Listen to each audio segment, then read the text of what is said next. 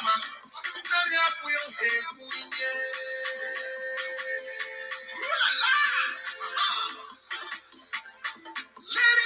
and gentlemen, the process has begun. Are you ready?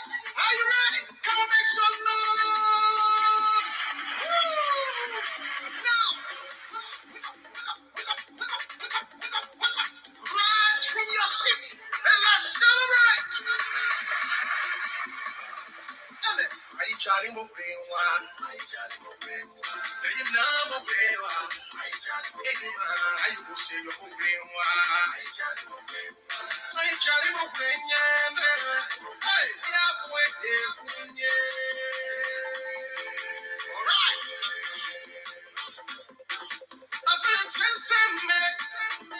Get the next one to a wagon. Get the next one in the Korean. I did that was so that you broke up. Okay, I'm about to send me. You decent, send me. I was sorry, come back. Okay, you market the calendar was sorry in my book. I knew I was it. Then I am no better. I get challenge, see you. I get challenge, see you. See you, see you. I get challenge, see you. Chivity, do you? I said, I go down your back. I get challenge, see you. See you, see you. I get challenge, see you. I get most of us, you. Charlie, let me have sense and power. You get most of us. You get most of us. You get most of us. You get most of us. You get challenge, see you. I get challenge, see you. See you, see you. I said, I go down your back. You get challenge, see you. I get challenge, see you. Yeah, yeah. See you. I get challenge, see you.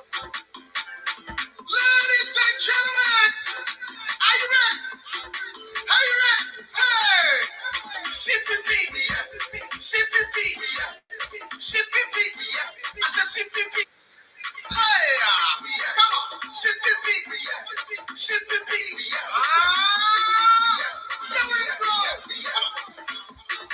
As we want to fix this country, would you please come and join us? No one is needing me. We will walk, we will struggle till we gain our victory. Fix up too. Johnny, na fix up too. Fix up too. Johnny, na fix up too. Fix up too. Johnny, na fix up too. All the ladies, where are you? Make some noise. Are you ready? One yours. One yours.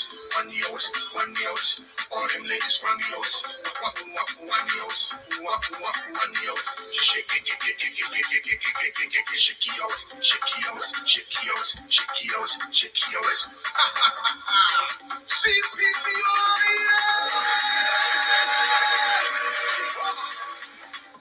I try to move them. I try to move them. They know move them. I will say you move them. I try to move them. Hey, yeah, boy, all right. I can challenge you. I can challenge you. See you. See you. I can challenge you. Chivity, do you? I said I go down your back. I can challenge you. See you. See you. I can challenge you.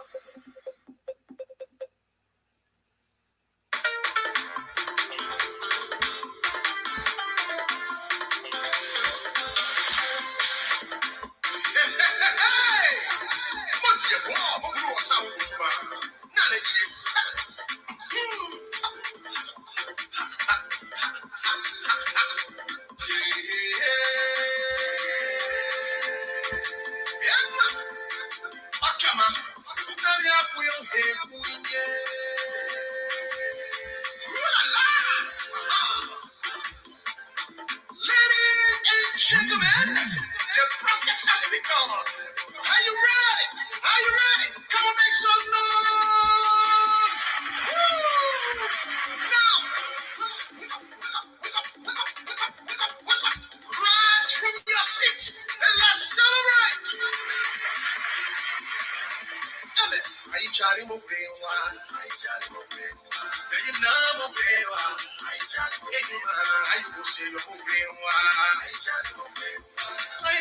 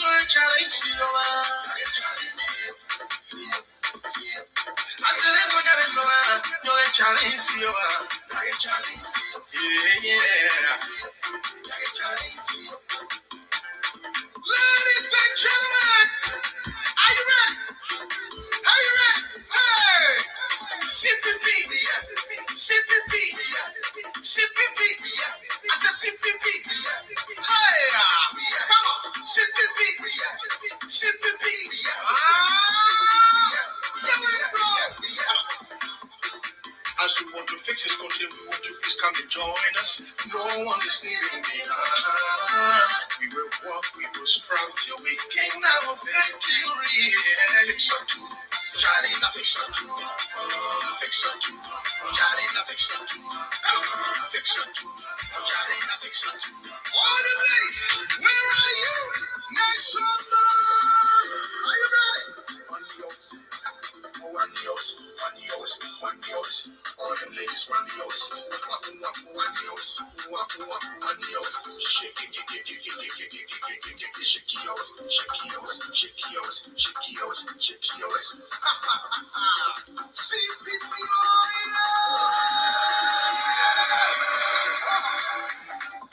are you chatting with me? Are you chatting with me? Do you know me?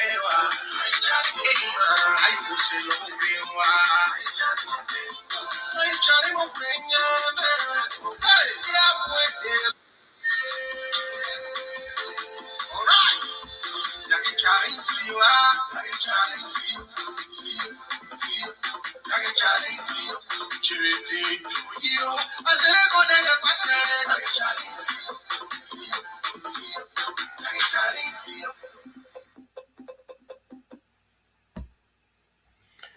Well, what a beautiful way to welcome you to this edition of the program, The Bottom Line. And this Friday, the 19th of September, unbelievable, 19th of September, Friday, 2023. Tonight we're going to be having a wonderful time on the program. Jima, Kamara, and I will be here to give you the much needed information and share our opinions on them as well.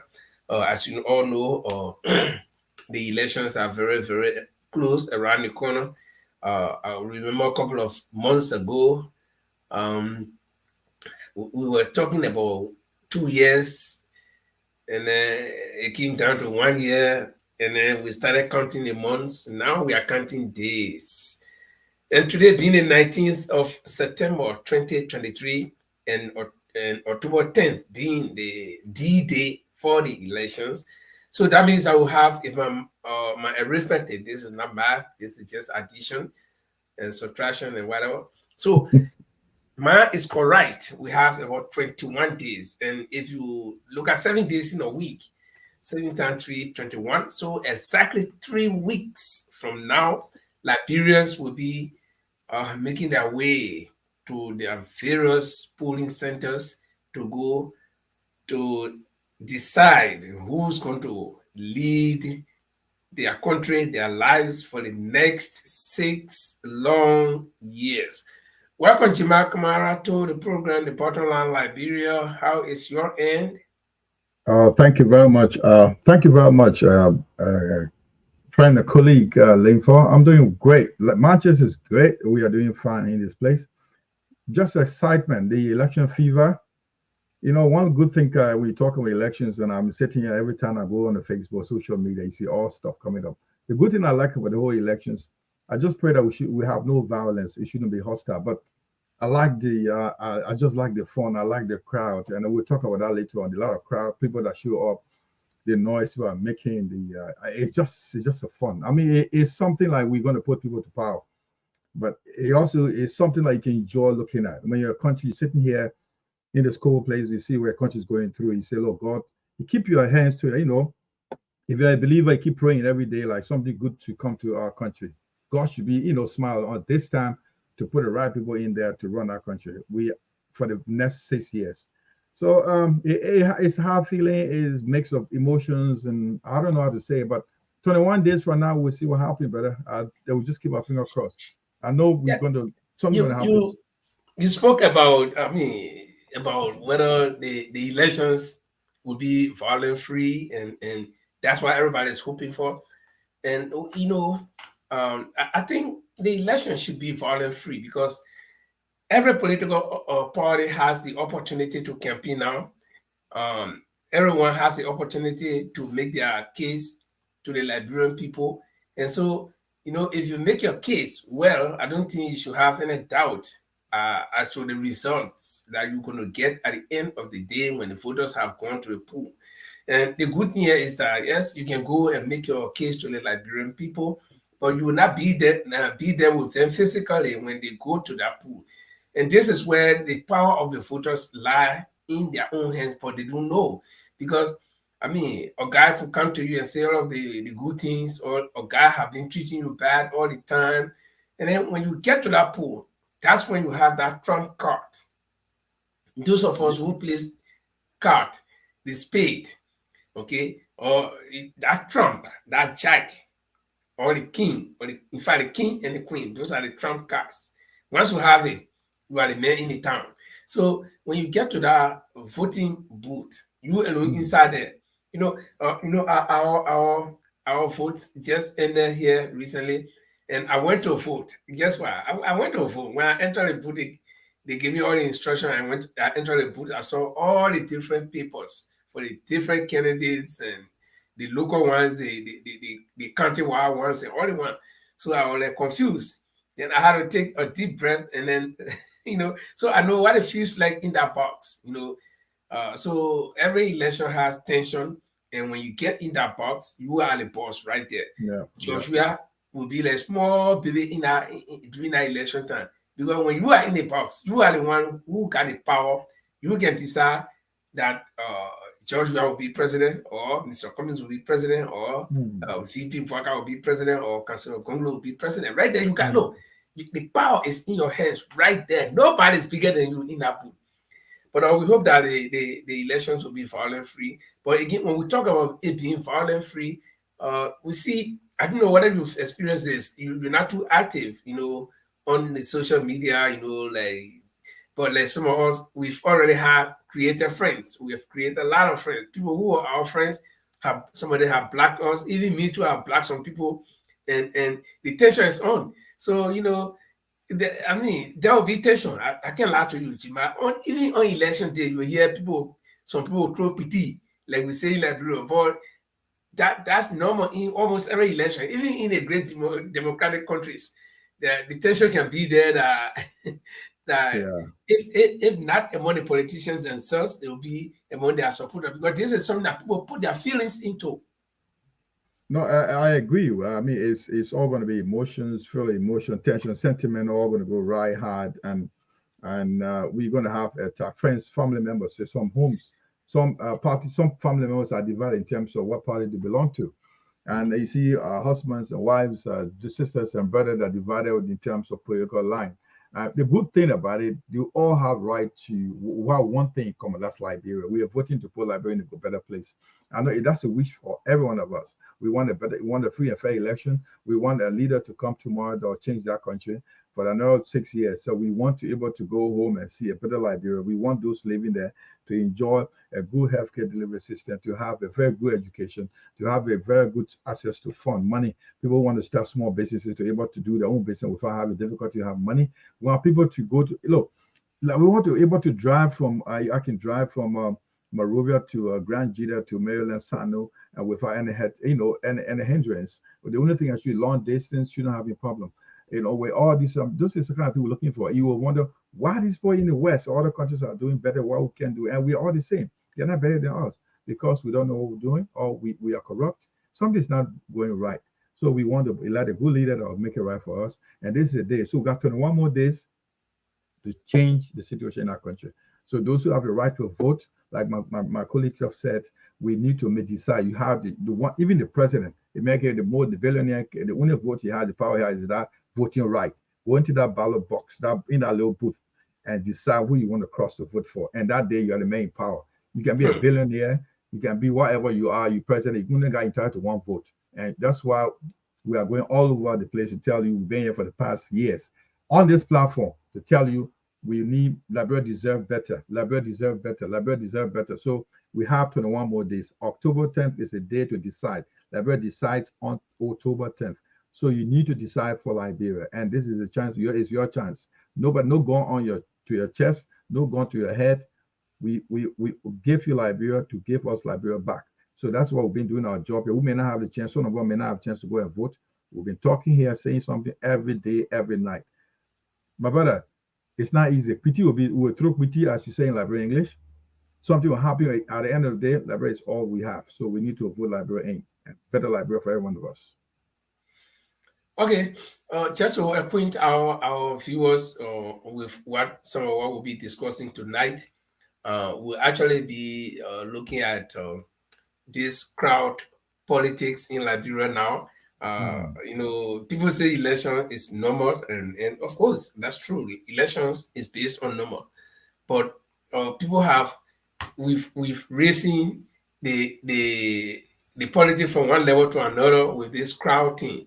Who's pulling the biggest crowd, and so we'll be looking at the crowd politics tonight. Some of the questions we'll be asking is who's pulling the largest crowd, and the biggest question right there will be if those crowds that people are pulling can transform into vote or can translate into, because at the end of the day, you can have the whole world line up behind you, but if you don't get them to go to the pool, if they are not satisfied to go to the pool to vote for you, last minute to now, let me tell you, 21 days is a long time in election. The first day of election, somebody, and let me tell you, Jemai made a big point, that in the pool there, you are the big man there. So you enter right there and your mind you change and say, no, I was supposed to vote for Linfo, but let me vote for Jemai. And right there, so all the mass, you are marching via Linfo, right in our booth, you change to vote for the man who you never even marched for.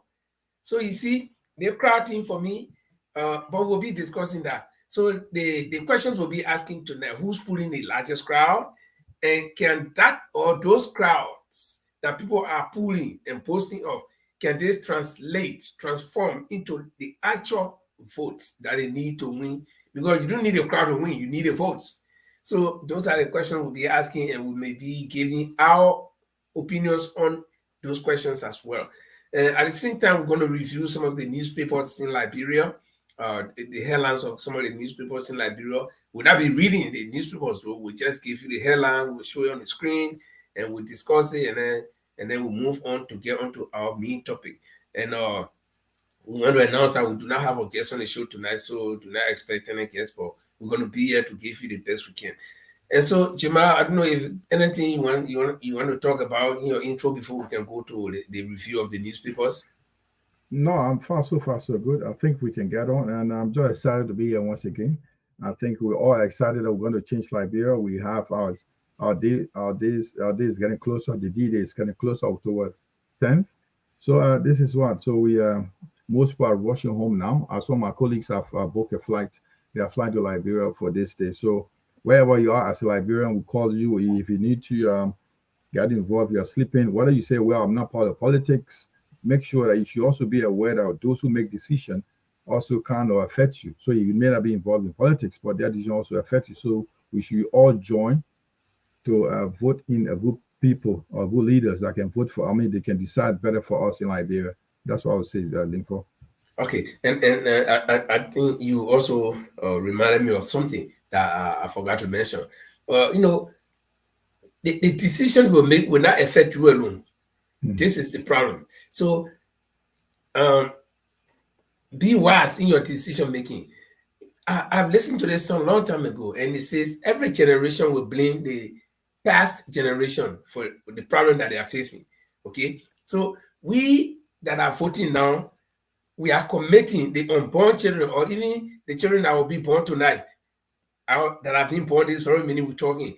We are committing them to a decision that they have no part in, that they got no say in, but it will be binding on them.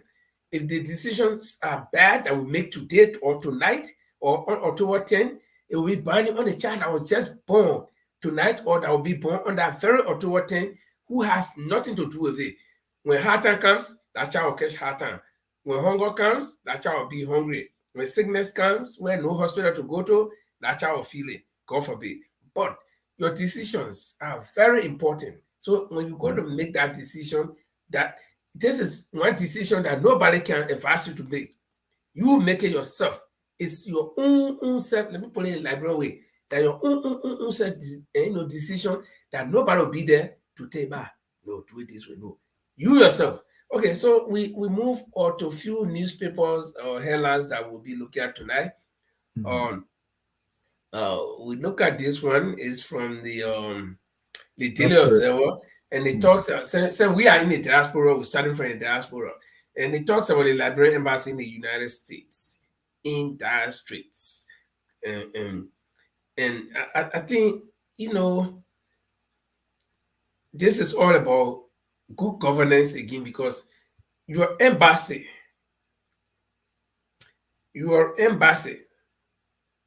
abroad represents your government. Your embassy abroad is your country right there in that country that embassy is located. People go to the American embassy, every little thing, they go to the American embassy. War, they go to the American embassy. Why you go to the American embassy? Because that's America right there in Liberia. So your embassy in any country is your country right there being represented in that country. So you're supposed to take the best care of your embassy. You're supposed to make sure that it represents the face of your country, the face of your leadership, the face of your citizens, so that the people in that country where your embassy is situated will respect your country and know that your country is a decent country. So, Jamal, I don't know if you have any comment, on this embassy stuff.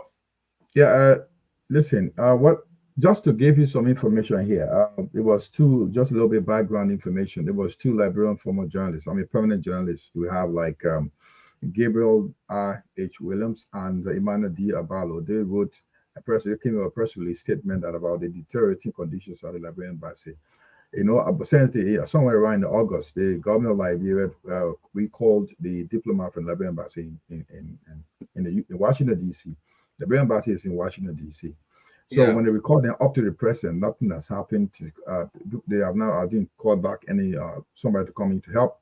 What I understand from this release they came out with, even the telephone line has been disconnected. They can't even pay for the car insurance. And okay, what do you expect to happen? Those guys are sitting there trying to survive. They're all because they're doing foreign missions. So the situation has been very bad. So they got their attention. Two prominent Liberian journalists that in America came out with a press statement that there should be something should be done with the situation of the Liberian embassy in the U.S.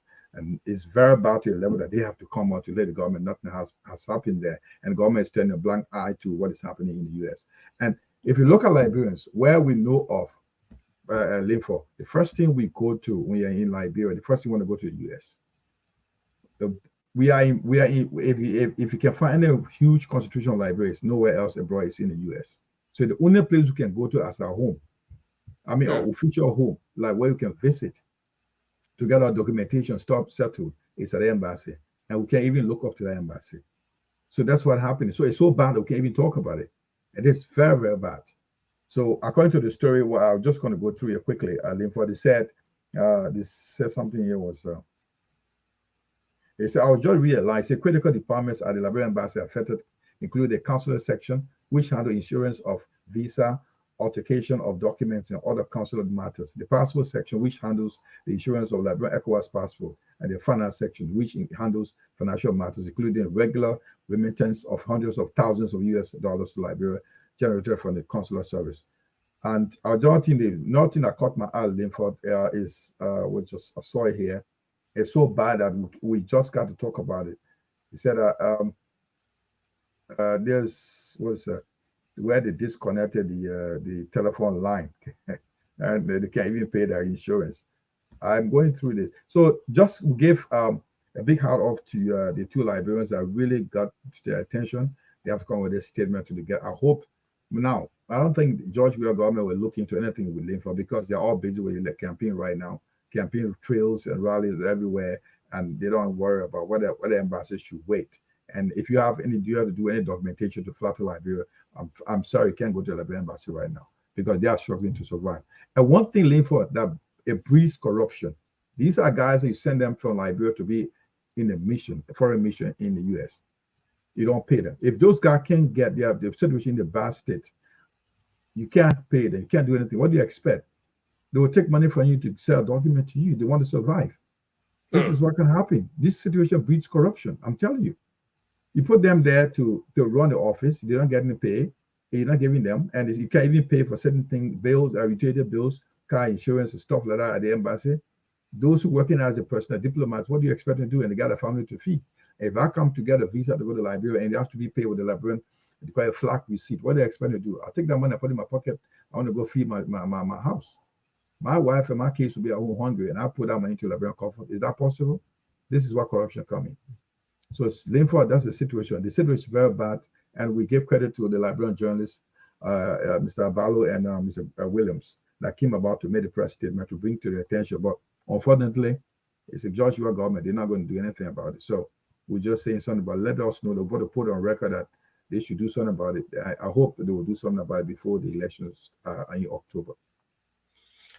And as we speak, the president is in the United States to attend the GA, the UNGA, okay? And his embassy, his country's embassy, is lying in ruins, both financially and physically. So, but again, like you said, we don't know how much the government can do about it in this very short period of time because people will be in doubt because the government itself is not sure of returning to power. So they might just play down and say, well, we're not going there. So let's say that the other people who will come or who may come can take over. And so I think the embassy is going to be in that condition for a very protracted period. But we hope that it shouldn't be that way because that is, like I said before, that is the face of our country abroad, especially in a country like the great United States of America, who is our traditional ally. And so we hope something can be done about it. But let's move to the next one. And this one is also from the dealer server. Let's see what it says. Liberia's urban sanitation problem. Oh my goodness. Culture of filth, yeah? Oh my days. I said Liberia is a country of filth. That's why it says to her right now. Is it? Death everywhere. Yeah, I like it. The hairline makes me laugh. Not that it's good to look at, but it makes me laugh. We're not talking about rural, we're talking about the urban area. For those of you who may not understand what urban is, the city area, in not the interior side, not a country, but in a city. And can you imagine? I remember when we were growing up a long time ago in the 70s in Monrovia, we used to have this thing called city police, and then they also had people who used to work at the city corporation and they used to clean. I remember this major, they were older people. And so in my mind, it just popped to me that old people were supposed to be cleaners, So we used to see these older men every morning. They got a wheelbarrows with broom and I think one shovel, they bring one shovel and something, and they go in cleaning the sidewalk. I remember, and they used to paint the sidewalk so that they make it black and red, white, and blue. The color, especially when Tina Flare Day, or if the president is supposed to pass that route, So I remember, and these people we used to call them CDM. The CDM people clean down Monrovia. And sometimes when you have something in your hand, you don't know the value. We used to make fun of these people. When the cleaning, we dropping the paper and they clean it. I remember when we coming from school, we see the paper they're cleaning, we can be tearing the paper small, we putting it on the sidewalk, and then they will clean it. But now the dirt has taken over this city. The last time, I don't know about now, but the last time I was in Monrovia, and somebody told me, somebody just talked about it last time. The last time when I was in Liberia in 2016, I came from Broad Street, and I was going to Freeport to go walk after my car, and crossing the Gabriel Tucker Bridge. The moment you get on the other side to Fartown right there, man, the pile of dirt on the left-hand side. I thought they were either trying to fill in the gap or that's wrong with that. The part of that is like mountain. Then I started to ask myself, how does the dirt build a mountain way up? Are the people climbing up there to jump it? I just can't understand how it happened. It's like a little mountain, So yeah, come in, Jima. I don't know. Yeah. Listen, what is happening here? Look, when they say it's a health hazard right here, my brother. We look at the sanitation when the government of Liberia came out to come on legislation. Then act was in act, and then act was created, where the legislature agreed that they call it Public Health Law Part 3, Environmental Sanitation, to regulate waste disposal in the country. And if you look at this, just a little bit of what you're seeing on the screen right now is 3 areas. They have Kakata, Pinsville, and Gompa City. That's Ganta. You got Pinsville, that's Monrovia, Margibi, and also got Ganta. It's all these areas, different sections or different part in the country. You see, these are on the main roads. These waste are disposals are all on the main roads. So the city mayor of these various cities are complaining that they don't know who is doing this. So they are saying that people are dumping these waste on the main road. So there's nowhere they can arrest them. So they're asking for help. So if you don't put a proper sanitation work in place, or a disposal place for people to dispose garbages or put waste material, what do you expect them to do? They put it on the road.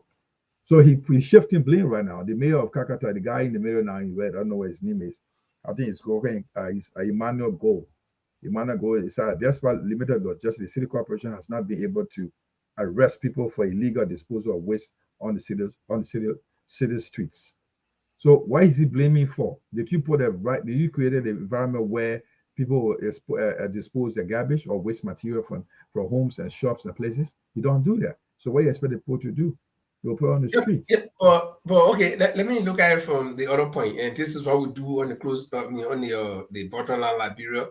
We do disagree or something like that. So why would somebody do their cooking at home, maybe almost a kilometer away from the main road, and then this person will go through the pain of taking the trash and bringing it to dump it on the main road? If you dump it anywhere in the environment, in the community, it's okay, but why would you want to bring it on the main road to dump it there? So we got to look at it from the other side too. I agree, which I don't support, but however, if the city corporation of that particular city is at work, these things will not happen. If you think people are coming, taking from a waste home, there's a waste and bringing it and put it dumping on the streets, you should have guys on alert. You got city police. You should be there day and night, 2 shifts, to make sure that these cities are kept clean, right? You should also make sure that they have a place where they can dispose of garbages. But if you don't have that, why people go to on the beaches to toilet to ease themselves? Because they don't have toilet at home. And when the government are doing it on a tour, I think on a door, it was very good that they had the government public toilets, which were very good. People could go, those who would go to the real markets they would go have a proper shower after their whole day work before they go home. They don't have to go home again, have a shower. And they were not showering on the street or anywhere on the beaches where we've got too many people drowning to death on the very beaches. When the government came in Liberia on the dual government, they came on the government toilets. It was very, very good. It was created a very good health and sanitation in the country. We could go to the government toilet, you take bath, you have whatever, eat yourself, and go home nice. Now, what's happening right now? You got all waste, human waste all over in the city, wrapped in a plastic. Yeah. Oh, Jamal got stuck there. I don't know what happened. Okay. The leaders, the city corporations are not doing their job, Linford. If they're doing their job properly, we will not have these sanitational issue. This is a haphazard. This could lead to a complete cholera in the country. You know what happened with these things? Flat sit on this thing, travel and sit on your food. What is that? It's completely carry a disease to you. There's a complete disease transportation. Okay, for those of you who are joining us, we're discussing the sanitation problem in Liberia, and not only in Liberia, but in the major cities. You can see Monrovia on the left-hand side of the guy, where you see the guy with the yellow vest. Yeah, and they got that's Kakata in the middle.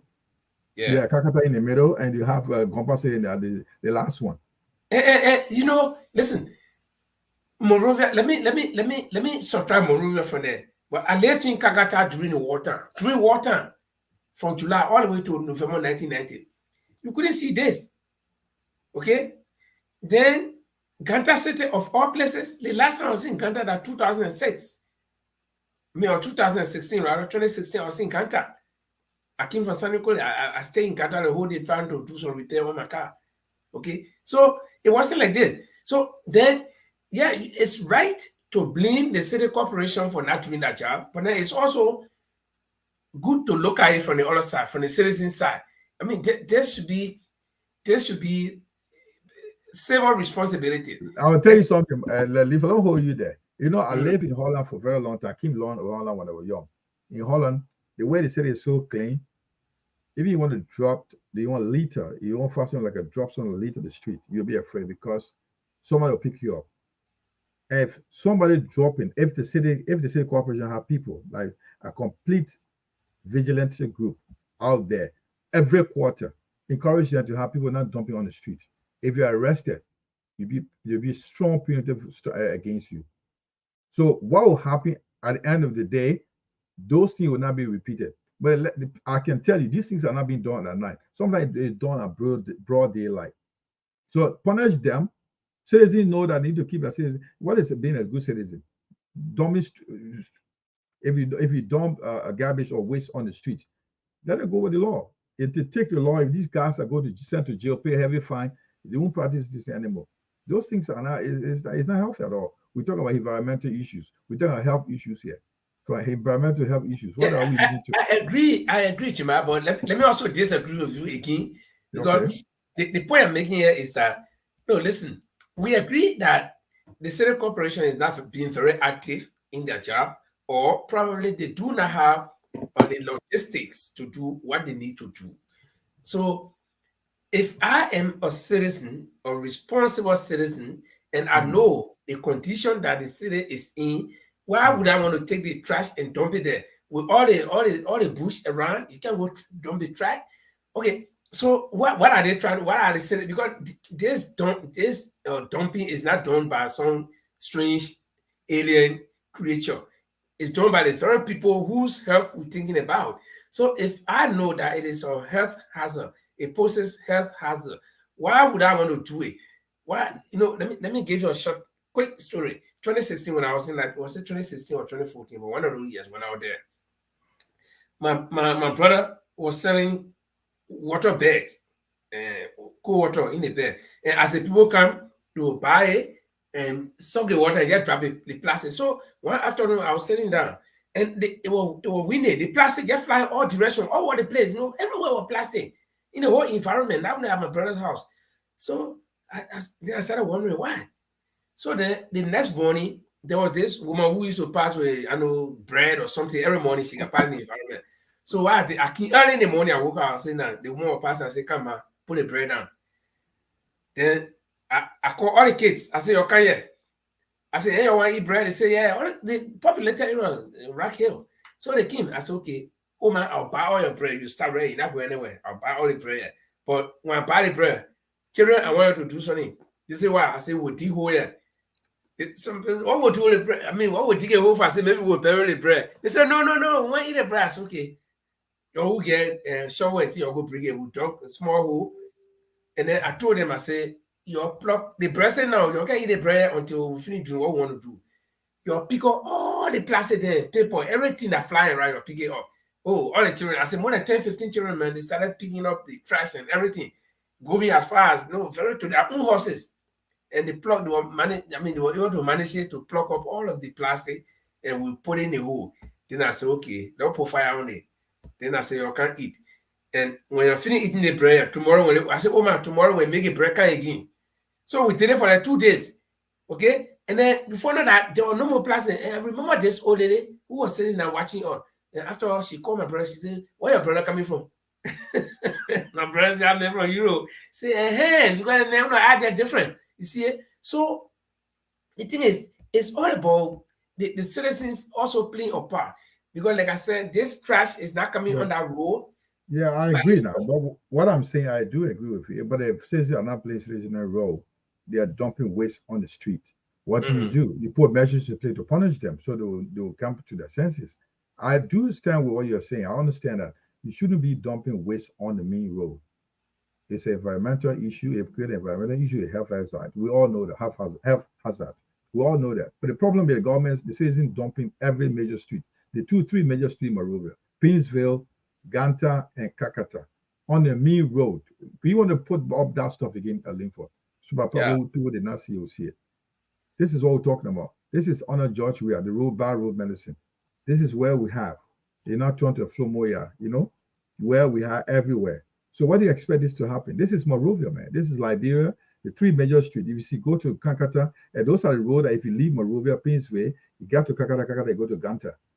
All those major roads are like that. So the city corporations are. I want to suspect other cities, other country cities might start, following suit.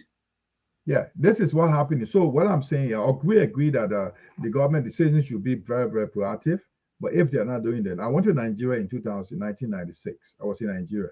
On every Thursday in the Lagos state, all those shops were not open until after 12 midday because it's a major clean-up day. So people come on the street, people are being paid, encouraged to get on the street to pay.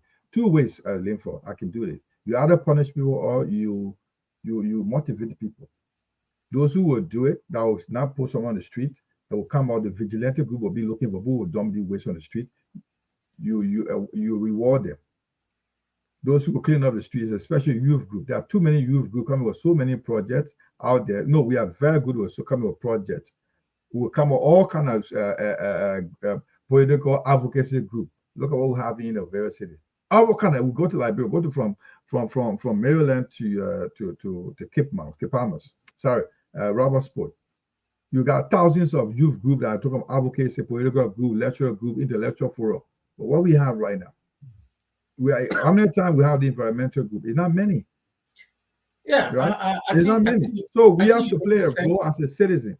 If the government, listen, what I was trying to suggest, like, if the city corporation is not rewarding those who clean those streets, making our place look environmentally friendly, then you should punish them 2 ways. You either give them reward those who will help to make the city clean, or you punish those who dump those waste on the streets. You get it clean, or else we are in trouble. That's church we are going. This is church we are going. Even Honor Taylor, who had the war over all the years, we didn't have this thing going on. And this is the guy who won to the left for another 6 years. I think you are right. 2 ways. That suggestion you making can work 2 ways. One, put a very stringent measure in place, create something like a vigilante group or group that will be watching people. If you get pieces, you can say they're watching you. When you drop it, they say, oh, man, you drop it and they catch you. Okay? And then when they catch you, if you put 30, 40 people in jail for complete 2 weeks, they're there, they're in jail. And there's some people you put in jail. You bring them outside every day to clean the street. After they finish cleaning, you carry them by in jail for complete 2 weeks. People will be afraid. The only thing here is the people, because you put them in jail, you're able to get them food. Their relative will bring food. And before they leave, there's a hefty fine should be paid. Not like $250 because that's some whole 2 years salary there.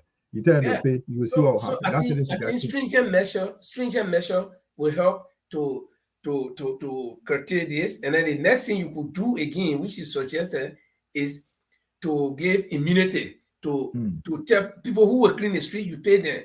Okay, you can have a general cleanup. You don't have to do every day, but every 2 or 3 days later, within a week. You know how you pay the people? My suggestion would be, if you say the mayor, I'll suggest that. You know, all those who got a small business in the street there that run on the, because if you go to Kakata or on the road, they got shops. Yeah.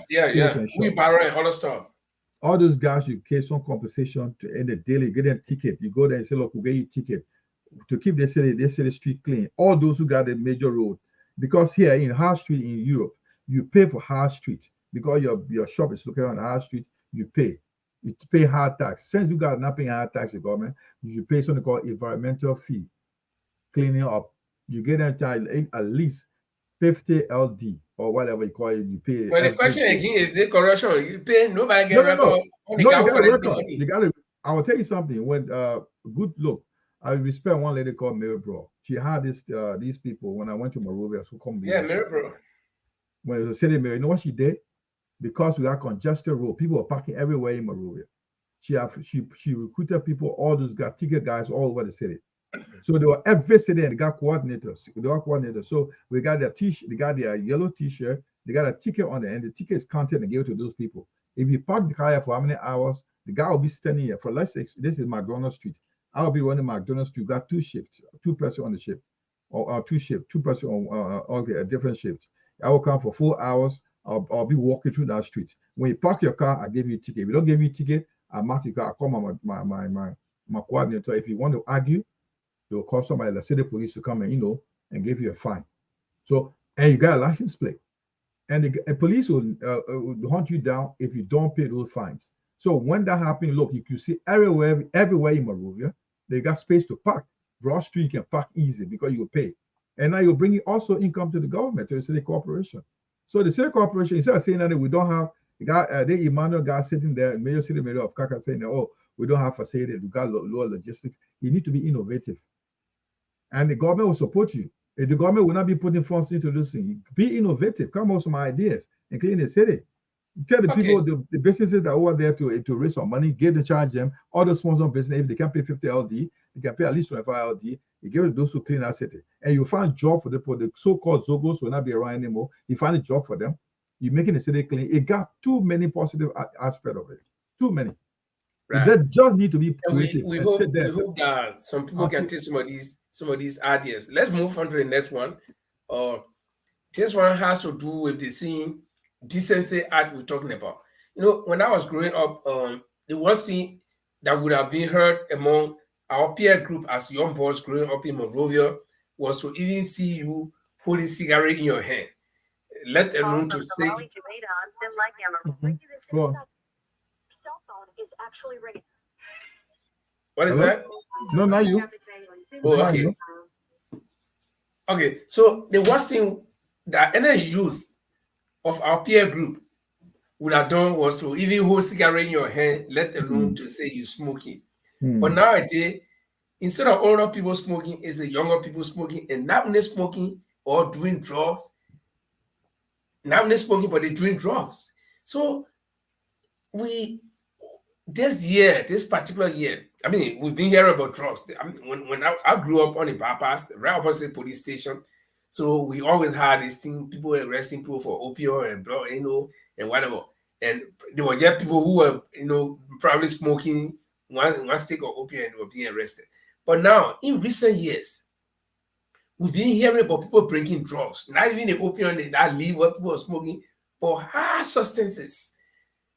Very difficult substances that we do not even grow in Liberia. But then we find that people are bringing it in. And it has infested the entire country. And this thing started way back from during the wartime, during the ECOMO days. Yes, I live in Greater Liberia, and people throughout the world, people used to say, oh, they're giving the children in Greater Liberia drugs to smoke. Yeah, the children in Greater Liberia are smoking weed or whatever, grass, because I saw it. But we visited Monrovia several times, and right on between finance ministry and not finance ministry, between finance ministry and this entertainment center, I used to go there to play pool. I call it Monte Carlo. Okay, right between there, they had the Nigerian guys selling something called Duji, and then I remember saying we were from Greater Liberia as journalists. Some people took us there to go and see. When I entered this place, I saw the kind of people, the way people were looking. I mean, Jima, it was horrible. it was like they finish.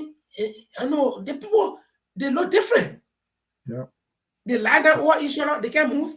And so, and beside that, we get different kind of drug where you have this. I saw this video that was going live, I mean, or making rounds on Facebook, where the guy is heading this iron Yeah. pole. Do you have the So, play right now? Can you run huh? that video for you? I think you play a couple of. Can you roll that video for us? I think I we don't had know a if I video. have it. I think we had that video where Liberians, you got to, unfortunately, we got most of our brothers and sisters are on drugs. And what is Yeah, the effect of drugs we in the have some kind country? of video like that, but I can't locate it now. But I mean, Uh, be looking for it if you can find it too. So, it has become prevalent. And then that somebody working at the port of entry can be sorry, that's the wrong one. Like this guy, we understanding that the drugs that supposedly came to Liberia recently after the $100 million, then $140 million, and then this other one, we do know the value here, and the key, and when they arrested it, when it was intercepted, the government brought different stories. They said it was something like moringa leaf, and then later on, they say again it was drugs. And this is the main culprit in that arrest or in that particular scandal. Uh, and he's a Liberian, a young man. Can you imagine that if this story, if it's true that he's implicated and he's the main culprit in this particular story or in this particular saga, can you imagine how much damage you do to your fellow young people? How much damage you do to your country? Because the thing here is that, yes, the guys who are taking the drugs, they are damaging their own body, but they are also damaging the country. Why do I say so? Those young people, somebody in that in 15, 16, up to 20, 25, up to 30, those are the people who this country will remain with. Those are the people who supposed to take over this country when the older people, we the older people, when we should have gone. Because nobody can live forever. So if all of them are like this, on drugs, tell me, and they want to burn their children in drugs. So tell me, I saw one video a long time ago where the journalist visited the Zogo area, and the Zogo then get children. I was like, what? Yeah, I saw they had children, beautiful children. I was like, what? So how do the children eat? How are they growing up? I mean, the mother high on drug, the father high. do they even know the father? Yeah, it just reminded me we had these homeless people around Europe. Most of them, unfortunately, they are carrying dogs. Have you seen that? I've seen that. Yeah, You homeless people, those who live, they call yeah, them the homeland, they call them I don't know, there's a name they call it. They want to kind of politicize it. They call it hard life sleep or hard street. I don't know what the name they give them. But they are catering to dogs. They have dogs on their own looking after them. Those guys walk dogs. You don't have a place to sleep. You don't have food to eat. You're looking after dogs. So yeah. that's like this is the abuse of animal abuse. Why are you hunting these? But these guys should not be carrying these dogs. And you can see them holding the dogs. This is the story telling me Liberia. Well, I mean, Zogos, they are unfortunately they are our people though, and they end up in that situation. Disadvantage, you could call them. You can't blame that. It's a situation we have to blame. This is why we want to have election on October 10th to change the story. For it's unfortunate. This is not. It's not a laughing matter. It's a serious matter in Liberia. I think I'm Seriously. looking for that video that I'm going to play. I think I'm going to lay hand on it. It's very, very unfortunate that most of our people have turned to a living zombies. We have turned to a living zombies, and this is because of the social situation of the country. Once the government is not doing anything, what the people turn up to? They turn up to drugs for consolidation, turn up to drugs for satisfaction. They turn up to drugs for everything because they got no hope anymore. They become hopeless. And drugs were in the country, but not to the higher level. No. I mean, everywhere there is drugs, every country, like here. And I remember a long time ago, I just come to Norway less than or maybe 4, 5, 6 months, and I had this friend who I was supposed to visit in the city, and she told me which bus to take. So I went to the wrong bus stop, and the bus was supposed to come every 10, 15 minutes. The bus didn't come, and I was there for long. Then she asked me, "Wait, well, how are you taking long to come?" So I told her, I said, "But the bus has not come." She said, "No, the bus, several buses have been coming." Describe where you are. When I described the place, and this place was where the drug people are, and all the cars I could see were almost like falling down the ground. And there you can buy mobile phone for nothing, you can buy a computer for nothing, and they were working. So, you know, I was like, because we do are looking at people in Liberia at that time. So I thought that special group of people in Europe that look like that. So, and they get money. They can buy. I say you can buy money. You can buy anything with any amount. They didn't get special price. So when I described the place, she said, "Move from there." When the police kind of catch you, I said, "Why?" She said, "People that drop people." That's how I went to different areas to get a bus. And yeah, because yeah. Go on. Yeah, sorry. Go on. I said I just qualify what you're saying. Go on. Yeah, and for them, these people they got more. So I asked her, but why I say that the police, because you know, knowing our experience in like where they can arrest you for smoking even one opioid state. I said, but why the police can arrest them? She said, no, the police cannot arrest them. The police know that those people, the government know about them. They are on some of their own medicine. They will take them and carry them to the where they take care of them, to the rehabilitation center, and their own prescribed drugs. But some of them can run away and come out. When some of them do not want to go there. And this is damaging people. And I will tell you, just before you come in, when I came to Norway in the year 2000, the Gambia boys were many. So we used to have the Gambia friends. And I saw two of these boys, I mean, good guys. We used to sit and talk together. They were working. In fact, I remember one of them and myself were doing the newspapers at that time, you know, carrying the newspapers around. I saw them. Line, Liberia 20. The boy, complete drug addict. I saw him the other day. I look at the guy, I said, what? I said, I mean, it says this boy.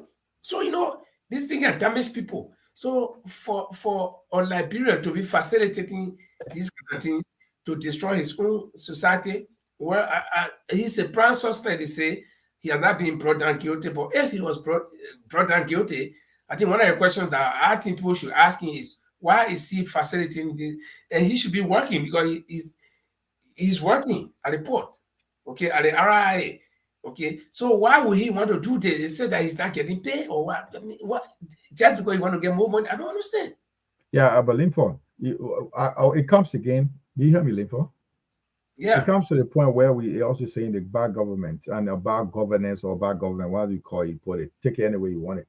If someone give you being paid $100 US for your monthly pay, you got a wife and kids at home, and they tell you they want to harmonize, they cut down your salary from $100 to $70 US. You're not getting that $70.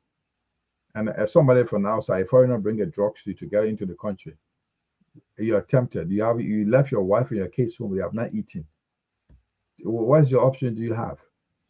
This is what the situation they're in. They are being forced to do these things. I'm not supporting that, but this is what's happening. If you don't have the right place, the right thing in place, what is tempting? That's what we're talking about. What the Liberian embassy in Washington, D.C., where the situation is very bad now. They cut their lines, their telephone line, they can't even pay their car insurance.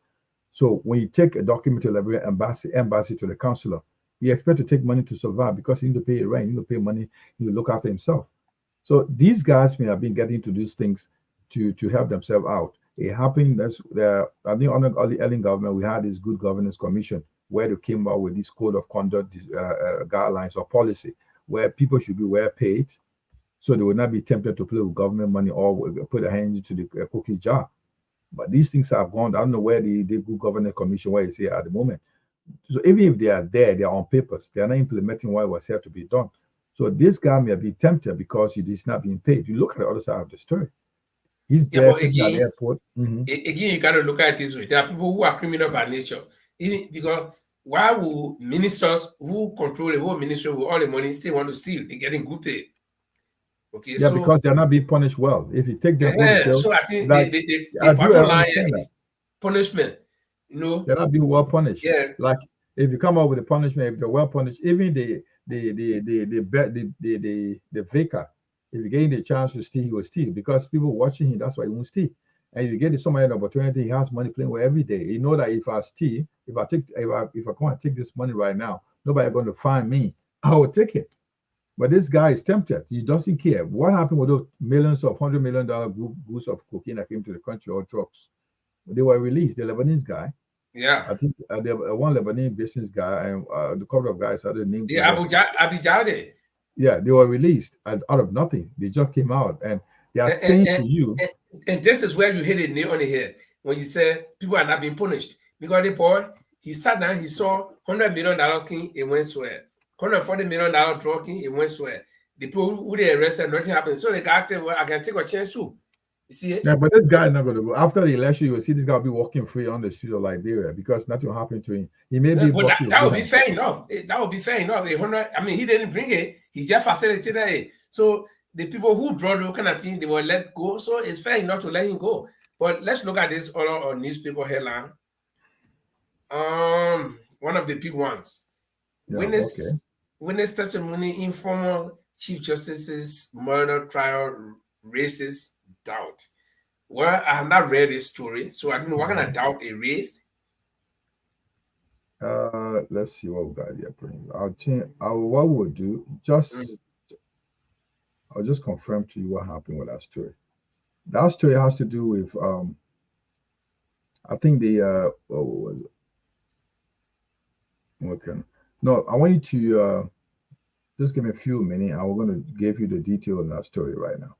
Okay. There's an issue of the Solicitor General was fined for something. I will just confirm that with you. I just got it. Just coming in right now. However, we will tell you more detail what the whole thing story is about. Just give me a few minutes.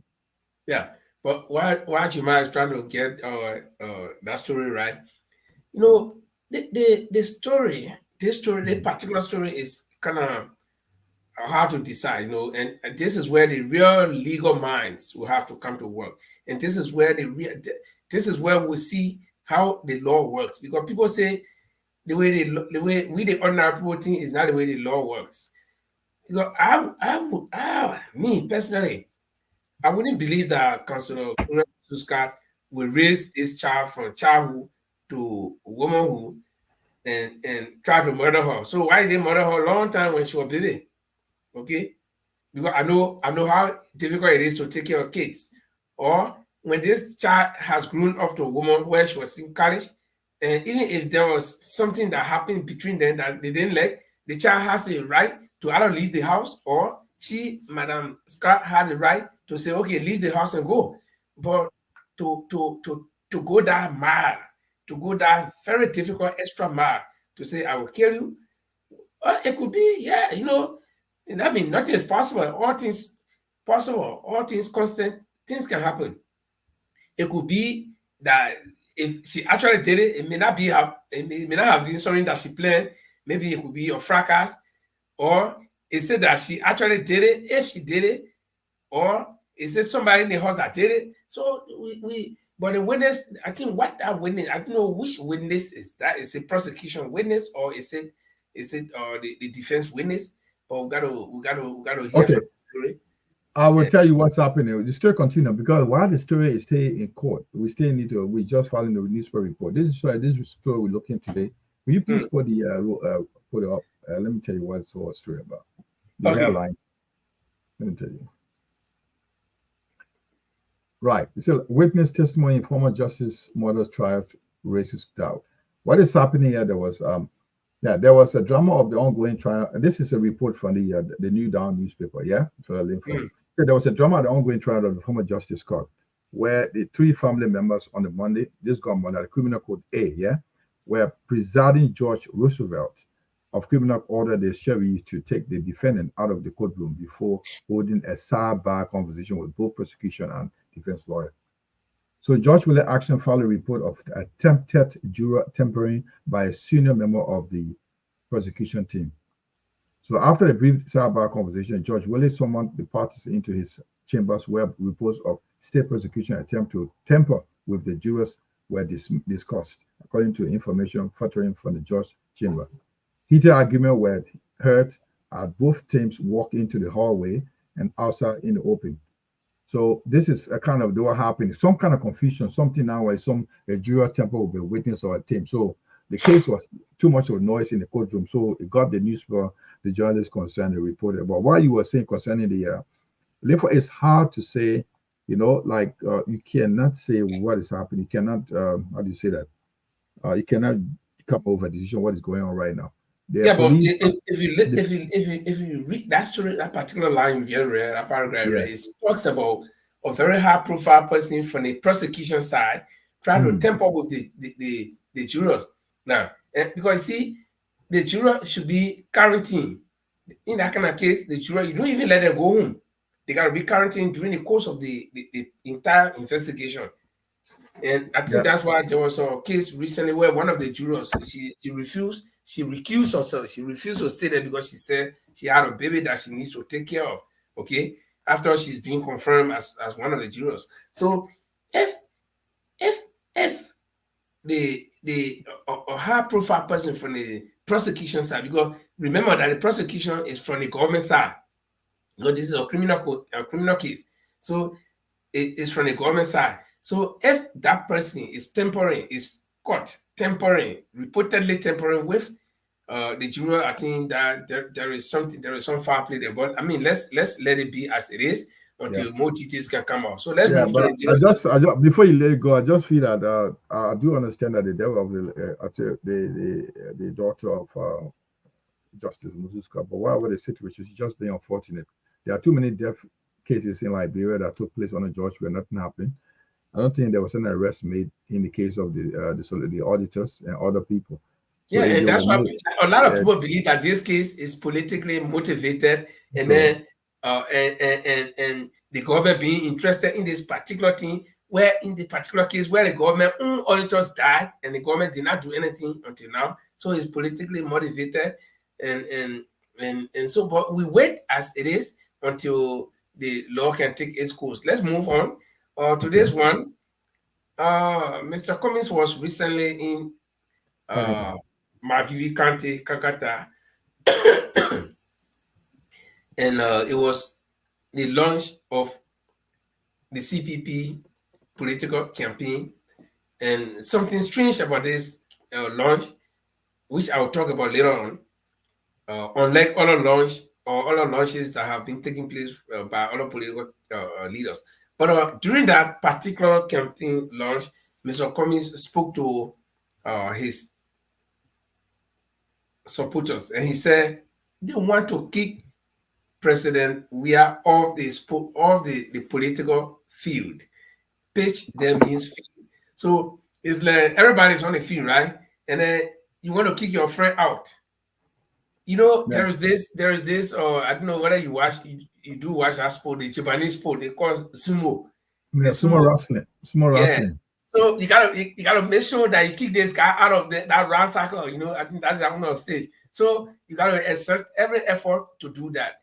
And so Mr. Cummings is calling on his supporters that to get Mr. Weah off this space, we gotta rally around, we gotta,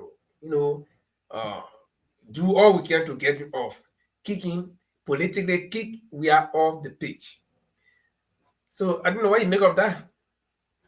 Look, I know you need to be recorded, because on the field of play, if you are not performing well, the coach will ask you, not only the coach, your team coach, but if you already be performing, following other people, you're not playing to the rule of the game, you will be recorded. Not only the we should be recorded and be banned. That's what we need to do. And that's why Mr. Cummings is talking about. This guy has not been performing well on the pitch. So not only performing well, he's also violating the rules of the game. He has brought a lot of Zogos into our country. He has not fulfilled the promises he made to us 6 years ago. So what is it? That's a violation of the rules. So, and a breach of contract. So what do? We should be not only kick off, should be recorded and be banned not to be president in our country for a lifetime. Anyway, after the second, you have no right to come by the second president anyway. So it should be banned and got on the page. And the winner who can do it, send the referees part of the game also. We seem to hope now the election commission is not a player into the game. What we expect for them to do is to give her the chance. Those political leaders, Cummings, the CPP will give him a red card, and with not only a red card, we're also taking it out. You will not come onto the stadium. You'll be out of the pitch for another 6 years. You know what that means, Linford? You need to be investigated. We'll cross-examine them, all what they have done, the deaths in the country, all the financial crimes, we call it economic crimes, all those stuff that happen in our country, we'll audit them. And that's what's going to happen. That's where we're going to put them. If they are found guilty, not only individual, that's why Mr. Cummings, I like it, but he said, I will not go after individual, I'll go after the system. And that system will pay the price they found guilty. So he will be red-carded. And if he's found guilty, you'll be the company. And you know what the red card you? What do you do, Linfo? When the red card if you're playing, you pay fine, right? Yeah, So they put you out of the entire place. You put the goals I can watch again. but you also pay. You pay fine. I mean, you pay for that red card. Your country or whatever your team will pay for that red card. Really? Even yellow. Yeah, you pay. You pay money for red and yellow card. If it's paid for. So that's another punishment attached to it. So now on the payment, we also ban you from playing football for a certain period of time for bad behavior and breach of contract. That's what we're going to do. See what we're going to do to him. Comes October 10th, 2023. Okay. We're getting closer to the election, and there are election matters. Maybe we might come to this picture again, but let's all go to this one. We're talking about the drug. Yeah, that's it. The new one they smuggle into the country. Like this one came from Sierra Leone, Linfo. This another one that was smuggled. Yeah, this another one that smuggled into the country, believed to come from Sierra Leone. I think I got something on that. I was just like, it's quite an interesting story to look into. Something just came in. Just give me a few minutes. I'll tell you what it's like. It said more drugs more drug smoking into Liberia. I'll tell you where it came from. This came from New Dawn newspaper, one of the Liberian newspapers. It said the Liberian Revenue Authority, LRA, says that Israel arrested a Sierra Leonean national attempting to smuggle into Liberia a significant quantity of narcotic drugs known as kush from Sierra Leone. So kush is a gateway for kush is through Sierra Leone. The LRA said that Madame Masere Isse, age 35, was taken into custody on the 14th of September at the Bowater side, Sierra Leone border in Grand Cayman County. Suspect Isse was found to be in possession of 2 kilos of kush with an estimated street value of $36,000 US. 2 kilos at $36,000 US. Where were those guys get money to pay for the kush? Look for, tell me. Why did they get money to buy? That's why they check cell phones. They kill people. Last year, July, just about a year ago, a little over a year ago, my nephew, my brother's son, was shot. This boy has been riding motorcycle down rail a whole day, and he was going home to Fendel, and he met the two guys sending a Coca-Cola factory, and they said, "Oh, my man, can you drop us?" He said, "No, I'm not driving again. I'm going home." And they say, "Where you going?" He said, "I'm going to Fendel." I said, "But I'm going to see direction." And he carried them. When he got to the junction to Bend to go to where they call New Jerusalem, that's where they live. And then the boys said, "No, my man, you see the ring coming, get travel in front of small." When they got to an area where no house, they said, "Okay, we're getting now." By the time they got on, the other guy pulled out his gun, and when the boy turned around to drive away, he shot in the back. You were lucky that the gunshot did not hit the spinal cord. It went on the side between the butt and the stomach right there. And I said, your whole point, she could go in. When they showed me the hole, I told the guy, I said, well, I told my brother, I said, just tell me, say the butt. I said, no, he's still breathing. And fortunately, all the shot did not spread because everything there went close range. So they took out everything. After some time, they bought playing football now. So you see, they made away with the motorcycle. So this is a result. People want to, when they live on the drugs, they want to support that bad habit. They'll do anything, you know. So let's go back to politics again.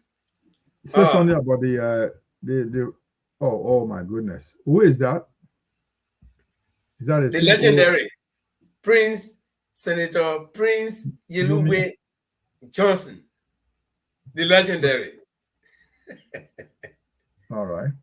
By the way, have you listened to Prince Johnson's confession at the TRC? I heard some. I mean, he made a lot of revelations. He made a lot of revelations. He made a lot of revelations, and he touched on impossible things. I didn't hear most of them, but I know he made a lot of revelations. Yeah, I listened to most of what he said because there are several clips of the video out there. And some of the things I listened to is like Sparrow story, you know, like when was small, they would tell you story about Sparrow. Sparrow can't die. How was Sparrow to die? This is the man who was supposed to be in the MOA with AFL soldiers after you were arrested on April 6th. I mean, the Kumo party, and then he exploded a grenade in the MOA, and he the only man who lived, the other people died. PYJ, and the man said, why is Pictures here today? Let's talk about it. I forgot Prince Johnson. Prince Johnson is another story by himself. He himself, before I even look at it, he makes his own story. Why is he today? Why is there is some things about Prince Johnson I want us to talk about in the political arena.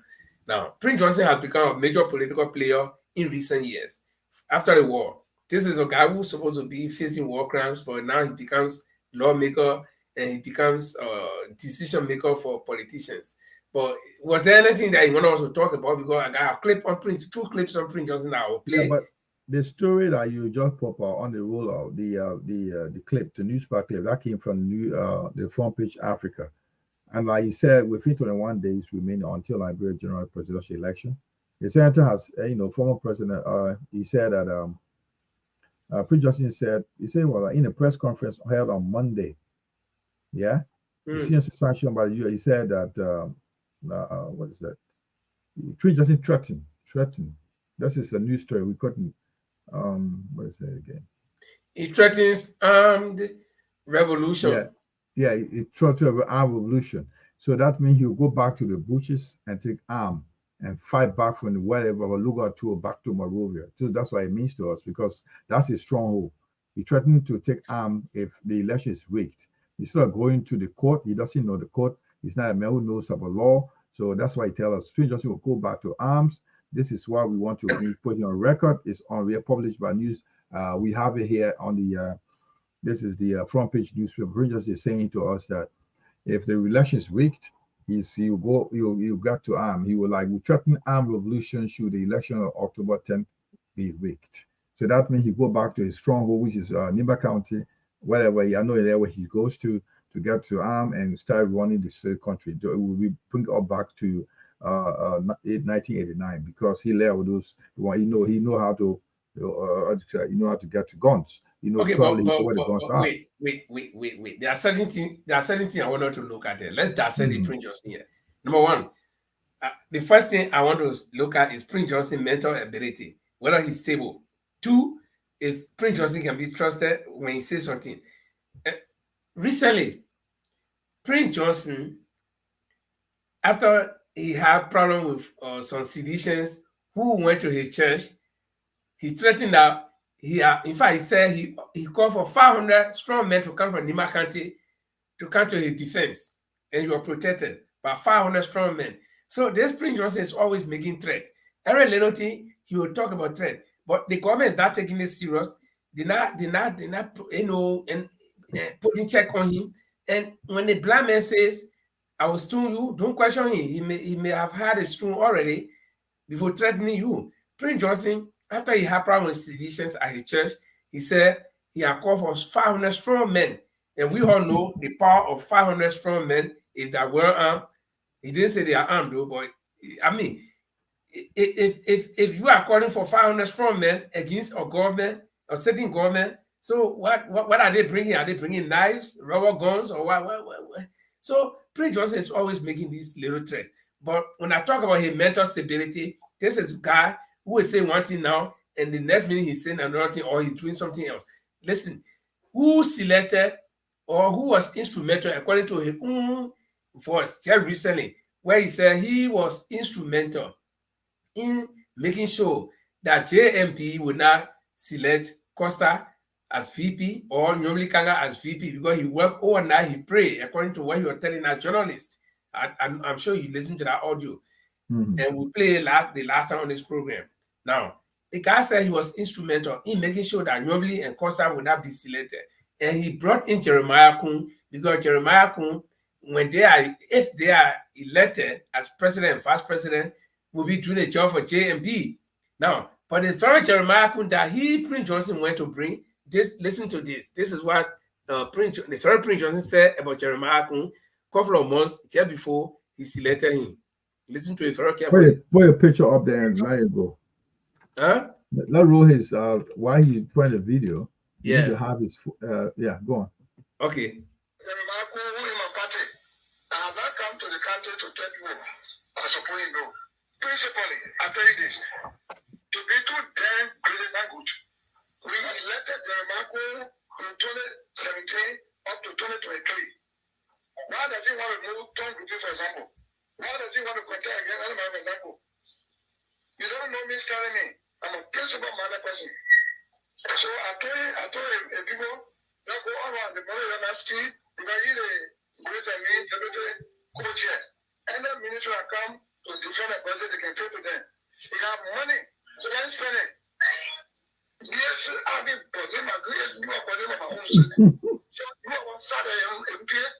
fight me, you fall. When the end of the try it down, when drop over try it down, when the end of try it down, when don't be try it people. Yes, private. I have a power God. Private. Yes. Okay.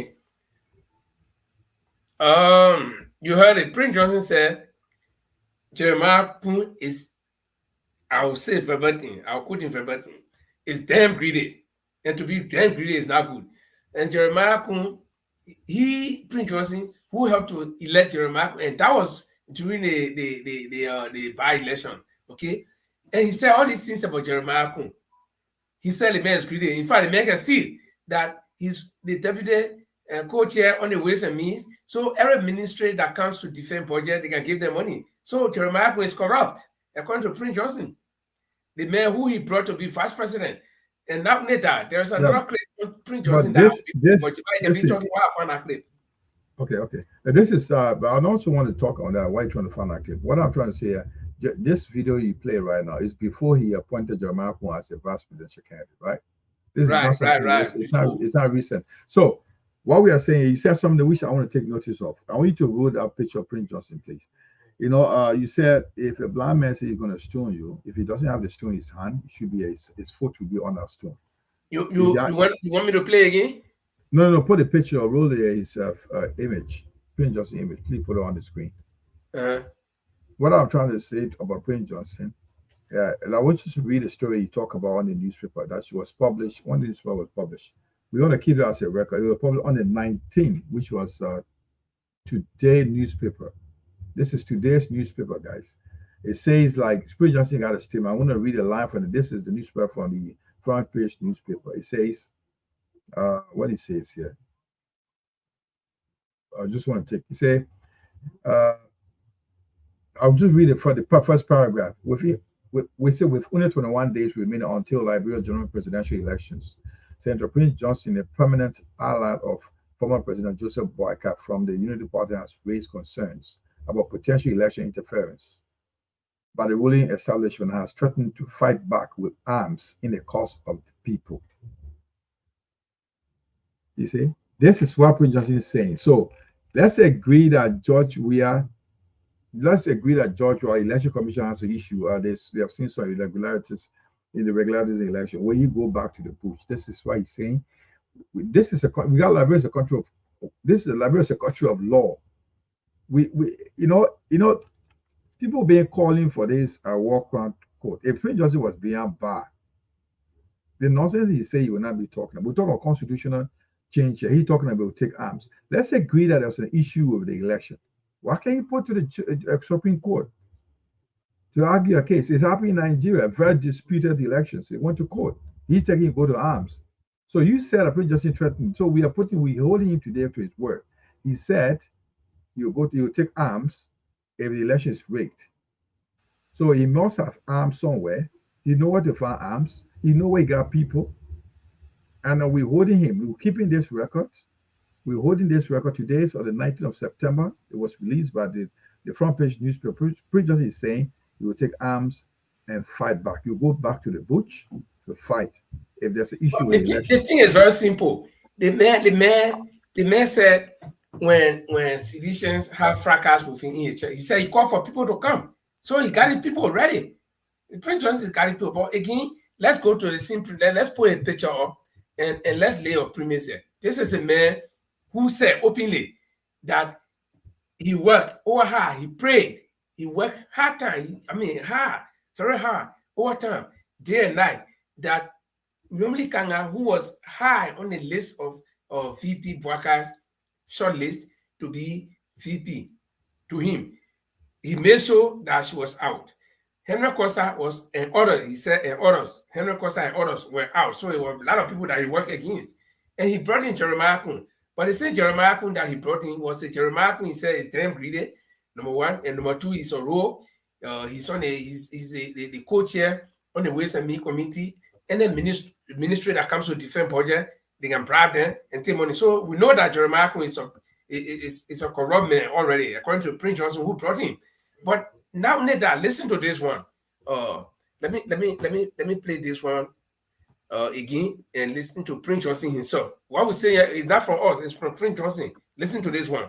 Let me just tell you something. Jeremiah, going too temperamental, too aggressive, negatively aggressive. Is that the kind of person you want to be bothered, Mr. Boycott? When you become vice president, will you not kick Mr. Boycott to become president tomorrow? Let me just tell you something. Jeremiah, going too temperamental, too aggressive, negatively aggressive.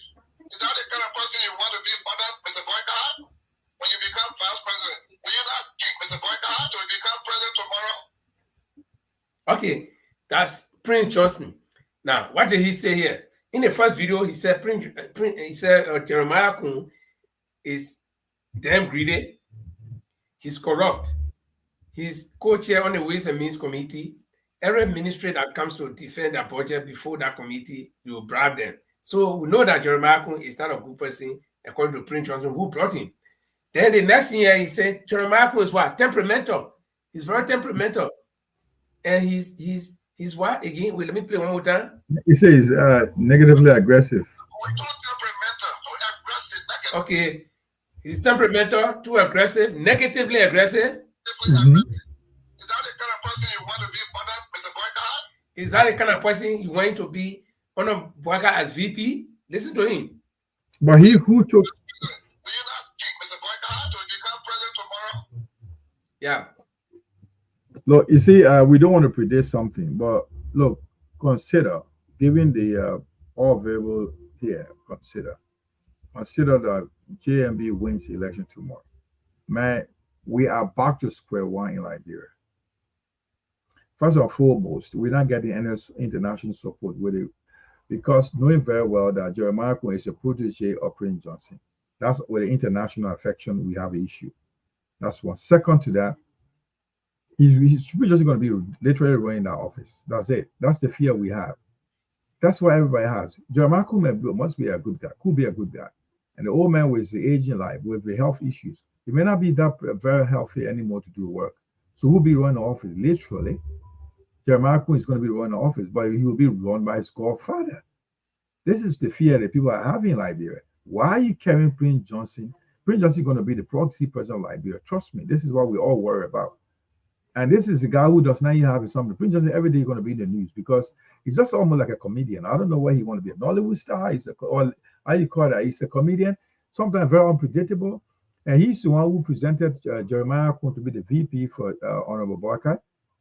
Now he's saying that you say you want to take him as the VP. He's temperamental. He's aggressive, negatively aggressive. He's a criminal. Okay. Where are we heading to? Where are we heading to? Let's look at it this way. In the worst case scenario that JMB or the UP wins, Jeremiah Kun is vice president. Who nominated as vice president? Prince Johnson. The man who said this man is temperamental or negatively temperamental. And he's also a rogue. Now, JMB will be the president if they win. Then Jeremiah Kun will be the vice president. Jeremiah Kun is supposed to be taking direct instruction from JMB. But Prince Johnson is going to be there to trickle and say, no, I brought you here. So I am the one, a JMB say, let's do this. And Jeremiah Kun wants to do it. Prince Johnson say, no, I don't appreciate it. Let's do it this way. And then I listened to some of our United Party friends who not even thinking beyond their noses, living in that illusion that, okay, we are using them. And I tell you, no, you can't take Prince Johnson for granted. You can't take, so a lot of people in Nima can't stay behind Prince Johnson.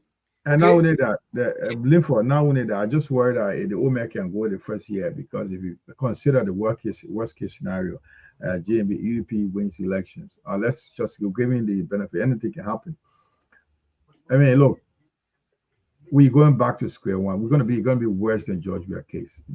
Oh, the OMA is now going to go through 1 year. You're not going to have the first year in the first 6 years. This guy's going to corner that old man to make him much. Yeah. But you see, I know where your concerns. I know where your concerns are. They're going to incapacitate him. What they're going to do? They kind of make him naturally. I share similar concerns. But I share it from the other angle, where there will be friction. There will be friction between Prince Johnson and the JMB team, that's a Lofa County hegemony. That's a tribal group because most of the people very close to him are either from Lofa or Kisi people or Loma people. Or Bani people. People. And these people will feel that this is their government. And I know my own Nima County people, right? Nima County people, when they're walking, what they used to say, "Yeah, going on our war will you will bring war for you." If people die, he said our war. So Prince Johnson nominating of vice president, and then Lofa County people have been suffering a long time to become president. Then the two groups together, and our United Party people say, "Oh, you know, we are using them after election." JMD will grab Prince Johnson and turn to war crime code. This and that. I can't see that happening. No, it's survive it. He has a Prince Johnson already threatening to go in the bush if anything happens. So I'm just waiting. I'm just waiting to see if that election comes and if, which I know will not happen, if they win. From day one, the ball game will start rolling. It will be friction within the government itself. And then how close was Prince Johnson to the WIA government? Prince Johnson only helped WIA with votes for Nima County. He will not, besides being senator, he will not anywhere close to WIA. And what happened? They fell out. So what you think about Prince Johnson being very close to the presidency by being the man who selected the vice president, and then JMB want to run extra government, and even if JMB is kind of weak, the local boys will be running this thing. And then who is a Prince Johnson to want to go pull forward? And then they were all looking from what they're saying that Can I say something to you? There's nobody within Unity Party that can challenge Prince Johnson. Nobody. That's my worry. Nobody can challenge him. And you look at the game he played. He said Prince Johnson should not be trusted. The guy is not stupid. He's the smartest guy, I can tell you. He supported Ellen Johnson solely with votes. The guy is side of the story. Nothing happened to him. Joy Weir first term, he gave me his vote. Now, consider the worst case scenario. Keep saying JMB wins tomorrow. That guy is a proxy president of Liberia. I'm telling you, the first 6 months, the old man is not going to be active anymore. I'm not wishing him bad, but nobody within our Unity Party is powerful more than this guy. What's his guy? The Prince Johnson. He knows the way. He know how to subdue those guys. He will neutralize them. He know how to do it. He has a way around it. But the question is, how does he do that? Because in any case, through the office of the vice president. Yeah, but wait now. In any case, in any worst situation, if JMB, if anything happens to him, that's when the presidency will be, taken over by the VP. But while the president still lives, whenever that president is very weak. No. The constitution, if you're incapacitated, you're not able to run the country. You can give up the vice president step in. That's why. Listen, I agree. I know that part of the constitution. I know it. But what if who determines? It's like I'm drinking. Can I say something to you right now? It's something like it's a campaign. It will be a smear campaign against Omer Boakai. We're revealing something that we'll be pretending for tomorrow. You and myself work together. Work here for over years on the platform. I know what to get you. And I tell you, look, I saw the reason I started reporting on that. Come by, you're on the show. I tell the people, Linford is not feeling well. Linford is healthy. Linford, the illness Linford gets, for God's sake, God forbid, Linford will now can't able to attend a public gathering. You can't attend any function anymore. I'm the man next to you in charge. I'm giving the report. We are working on it. We'll send our chairman for medical treatment. In case he's still working from home. I'm politicizing the issue. But that definitely I agree, but this is how it's going to go. It's not going to be blunt. Listen, it's not going to go blunt. It's not going to go blunt to say that we got rid of him. This is the strategy the guy. You talk about the power of those people from Nima County. Do not overlook them. More especially Johnson behind the scene. Don't overlook him. I just sorry for the people of Liberia. I forgot about the Unity Party. We are getting to square one. It's not a Unity Party thing. When election comes tomorrow, and worst case scenario, Liberia, we win. Somebody wins, consider the woman gets the power. It's forget about party. It's about Liberia. It's a question about Liberia. Then where do we go? We're trying to get rid of George. We have to get a better government. We're going to square one. It's going to be worst. Now, where you see people that would not have the opportunity to work in alien government coming back to revenge, where you see Johnson and his group trying to take over power, my brother, where are we going to? This is what's going to happen. Yeah, but let me get let me get out to what you're saying, but in a different way.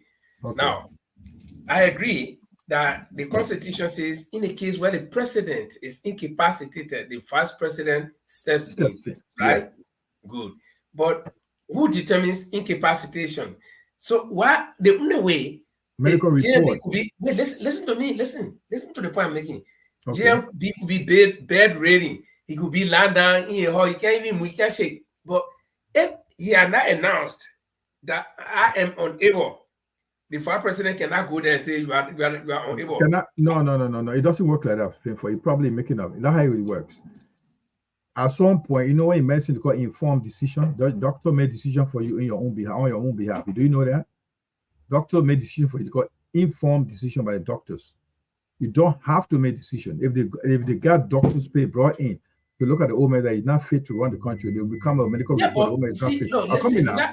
You know, they're coming to you now. The old man cannot announce that it can't run. You're looking at it from legal point. You're looking at it from the that's medical point. That's what we're looking at. That's why we're going to knock it down. Let me ask you. If I was sitting in a nightclub drinking, then a girl I start walking, who determines what I'm drunk? He said you who get look at me.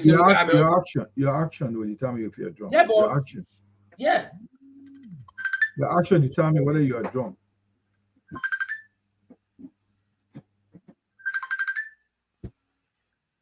Okay, so who determines whether I'm drunk or not?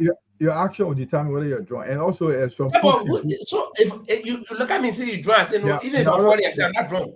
There are other proof that will show you are drunk. Let me tell you something now. You will go for a test. You know the drunken test where you blow this stuff. You blow the tube, and you all prove that how many liquor in your blood will know. So all what you are saying here, it will pass you other means, legal means to have you incapacitated. That's what they're going to do. The old man is going to be active laying there. They're going to make him. They're going to just corner him. That's what. And that's when the United Party boys. So you see, we say the same thing. That's when the fear there is. That's when the United Party boys will come and say no. The VP is. I mean, the president is all right. So where? The case, what are they going to say? What are they going to say for what platform? Let me tell you. As long as the man stay alive, nothing happened to him. Whether he lied in the bed, who determine? He will say I'm fine. But who is the next person in charge at the time to be speaking? It will not be the party or the vice president will be speaking. The vice president will be on the side of the vice president will not come and start speaking. That will be equal to mutiny. No. Yeah. See, you now understand. No. Okay. Like 2 hours on the show here. We come on the show. Then you start telling the viewer that Linford that alright today. Linford drunk or he did that. No, I'm not saying that. You didn't understand what I was saying. No. Wait, I'm just giving extreme example. Okay, while I'm on the show with you, then you start telling people say, and you didn't see me land down. Even if I land down, then you jump and say, la me that feeling what? I said no, I'm okay. I said I'm okay. The worst case scenario, let's wish well for Liberia. Forget about Johnson. Don't trust Johnson. It's not to be trusted. And a government in his hand is worse than it will be going to be worse than George Weah. And he's finding a way to get to that top. And you're going to cause trouble in our place because we know Johnson. And everything we say is for the Liberian people to listen to it. What we say here is for you Liberian the voters.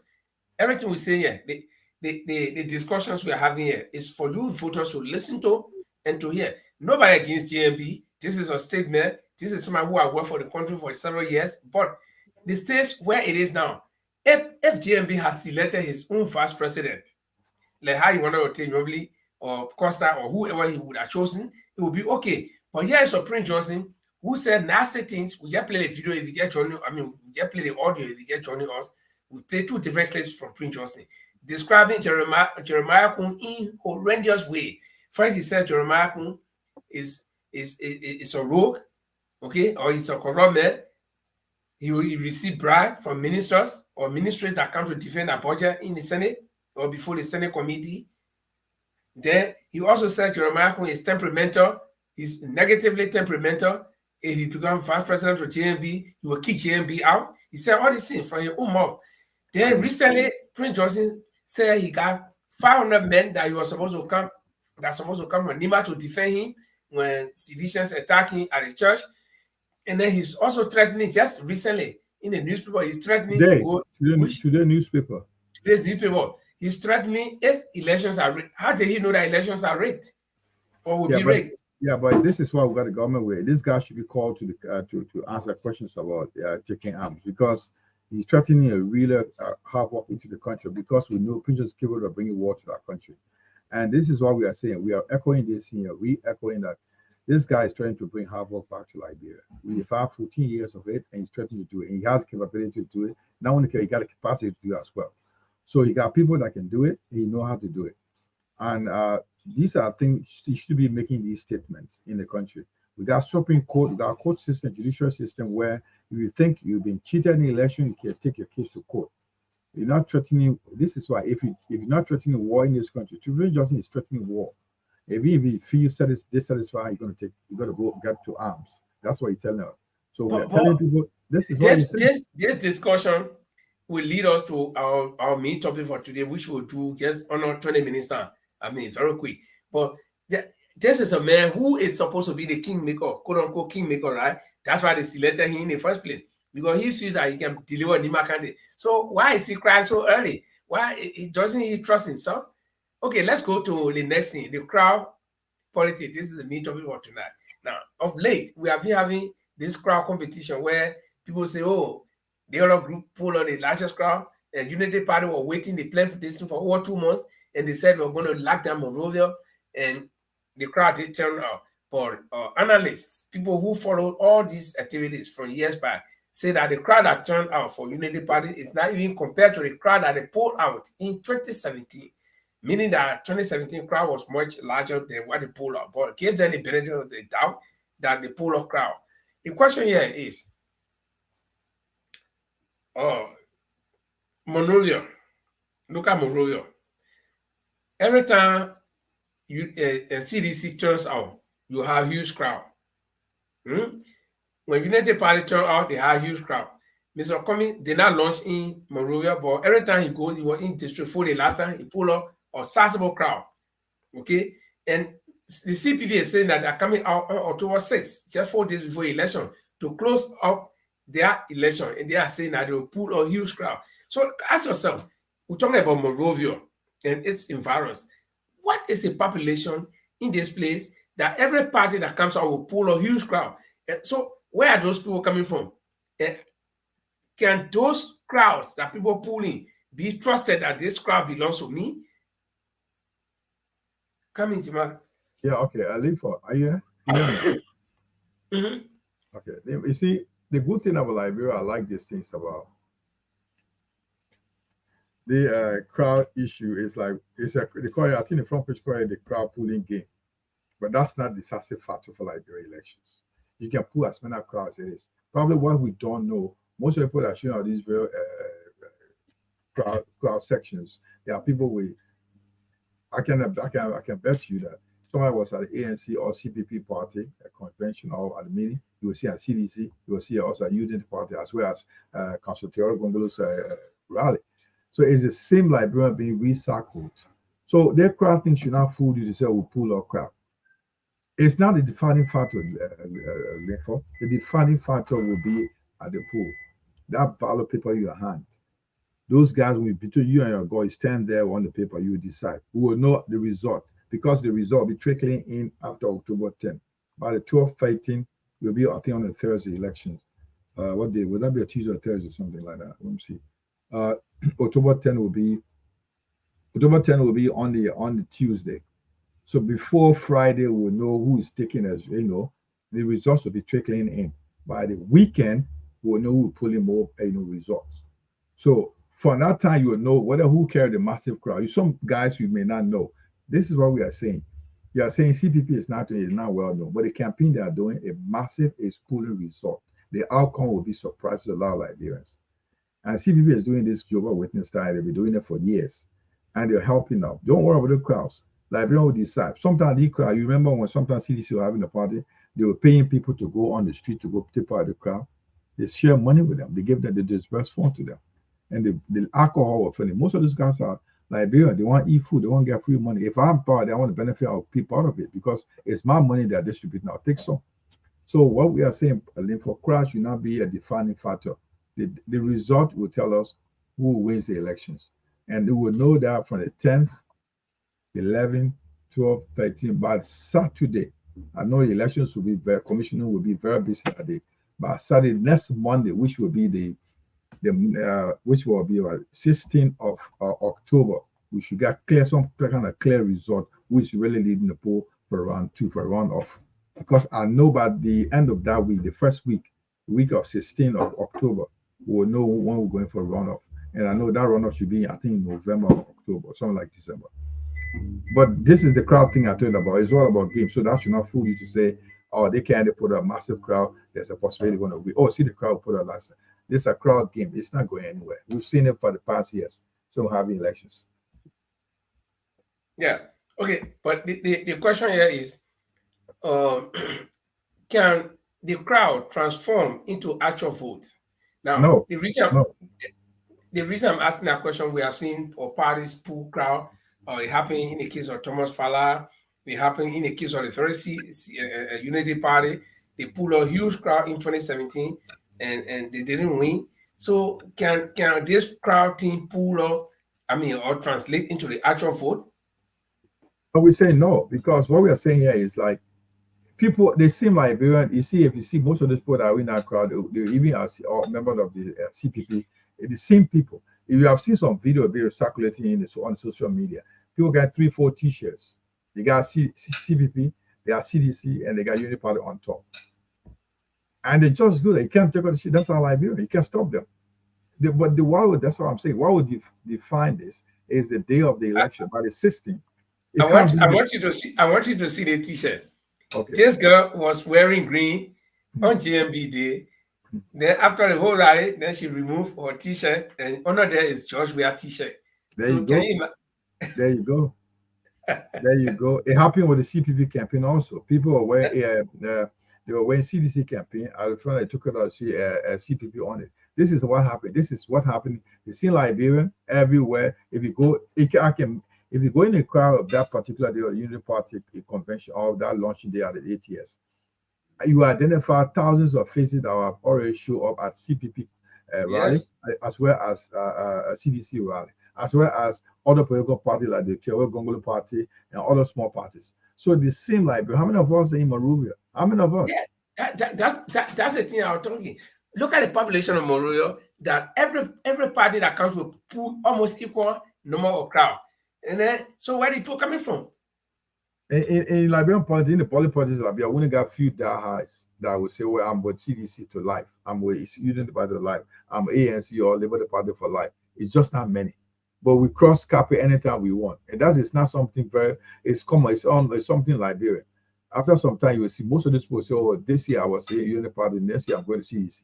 It's just where to go. It's mostly based on sentiment, emotions, and rest of it. And this is how Liberian politics is run. That's the politics of Liberia. So we shouldn't be fooled by crowd pool, by the politicians or political party rallies. I say the day of the election, by the 16th of October, we will know where the breeze is blowing, where the wind is blowing. And you said something that I want us to focus on, which is, the people are wavering, like they can cross carpet anytime. Oh yeah. Because and this is where the undecided voters come in, because these people, like, someone go to rally to hear what the speaker say. But the recent rally by UP, the VP Bwaka did not speak. So you don't have to speak. They were walking the ring. But the thing about it, but let me say, my brother, what you think, it's not about people speaking. Liberia don't listen to speeches. It's bad to say, unfortunately, we don't listen to speeches. You know what they were there for? They will share beer, they will share money, they will get free T-shirt. That's all they show up. That's why people go to rallies. Who want to listen to presidential candidates speaking? All that you see, we heard it before. But tell me, for the past 5 years, what they have never said. They've said it all. So people want to go to the party, they got T-shirt, have some free beer to drink and move and have fun. That's all about it. And the day of the election, they will decide. Another thing, I got good friends.